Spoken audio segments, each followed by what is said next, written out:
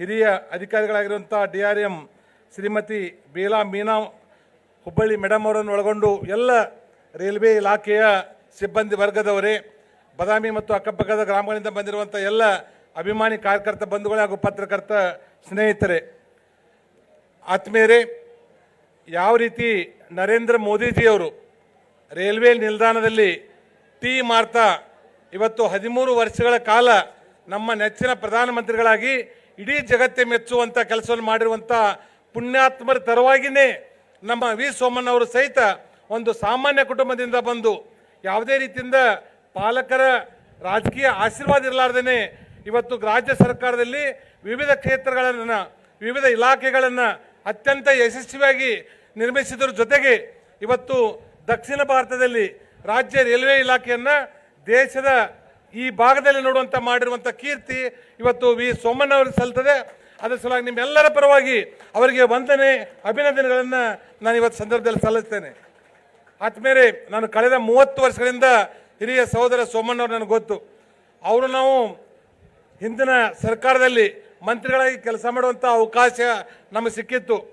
ಅವರು ಬೆಳಗ್ಗೆ 4 ಗಂಟೆಗೆ ಎದ್ದರೆ 5 ಗಂಟೆಗೆ ಸ್ನಾನ ಮಾಡಿ ಕಾರ್ಯಕರ್ತರ ಜೊತೆ ಸಮಾಲೋಚನೆ ಮತ್ತು ಅವ್ರ ಜೊತೆಗೇ ವಾಕಿಂಗ್ ಮಾಡಿ ಮತ್ತೆ 12 ಗಂಟೆಗೆವರೆಗೆ ಮಲಗಿ ಕನಿಷ್ಠ 18 ತಾಸು ಕೆಲಸ ಮಾಡುವಂಥ ಯಾರಾದರೂ ರಾಜಕಾರಣಿಗಳು ಕರ್ನಾಟಕದಲ್ಲಿದ್ದರೆ ಅದು ಸೋಮಣ್ಣನವರು ಅನ್ನೋಂಥದ್ದನ್ನು ನಾನು ಅಭಿಮಾನಪೂರ್ವಕವಾಗಿ ಹೇಳ್ತೇನೆ.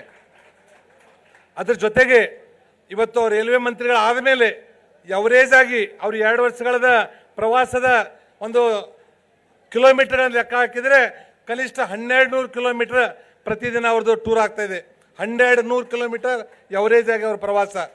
ಅವ್ರಿಗೆಲ್ಲ ಹೇಳಿದರು ಬರುವಂಥ 2-3 ದಿವಸದಲ್ಲಿ ಹುಟ್ಟುಹಬ್ಬ ಇದೆ, ಅವ್ರದ್ದು 74ನೇ ಹುಟ್ಟುಹಬ್ಬ ಅಂತ ಹೇಳಿದರು.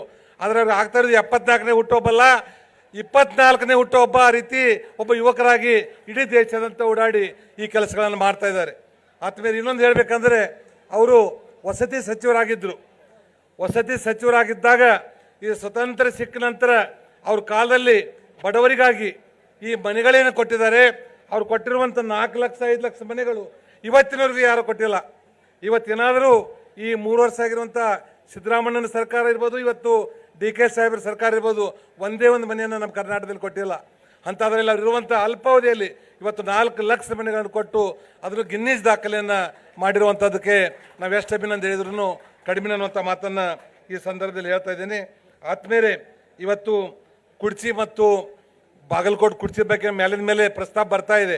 ನಾನು ಇಲ್ಲಿ ಬಂದ ತಕ್ಷಣ ಕ್ವಶನ್ ಕೇಳ್ತಾರೆ ಮೀಡಿಯಾದವರು ಮತ್ತು ನಮ್ಮ ಈ ಭಾಗದಲ್ಲಿರುವಂಥ ವ್ಯಾಪಾರಸ್ಥರು ಕೈಗಾರಿಕೋದ್ಯಮಗಳು ಕೇಳ್ತಾರೆ ಅಂದಾಗ ಇಮಿಡಿಯೇಟ್ ಆಗಿ DK ಶಿವಕುಮಾರ್ ಫೋನ್ ಮಾಡಿದರು, ಅಣ್ಣ ನಮ್ಮ ಕಡೆ 3 ಲಕ್ಷ ಕೋಟಿ ರೂಪಾಯಿಗಳು ರೈಲ್ವೆಗೆ ಒಂದು ಬಜೆಟನ್ನು ಕೊಟ್ಟಿದ್ದಾರೆ ಪುಣ್ಯಾತ್ಮ ನರೇಂದ್ರ ಮೋದಿಜಿ ಅವರು.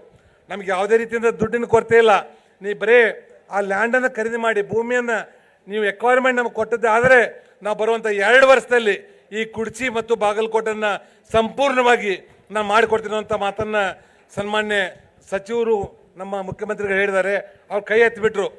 ಏನನ್ನ ನಿಮಗೆಲ್ಲ ಗೊತ್ತಿದೆ, ಇವತ್ತೆಲ್ಲ ನಾವು ಗ್ಯಾರಂಟಿ ಕೊಟ್ಟು ನಮ್ಮ ಸರ್ಕಾರ ಗೋರಂಟಿ ಆಗಿಬಿಟ್ಟಿದೆ, ಅದ್ರ ಸಲುವಾಗಿ ಯಾವುದೇ ರೀತಿಯಿಂದ ದುಡ್ಡಿಲ್ಲ ಆದರೂ ಪ್ರಯತ್ನ ಮಾಡ್ತಾನೆ ಅಂತ ಹೇಳಿದ್ರು. ಆದ್ರೆ ಒಂದು ಮಾತನ್ನು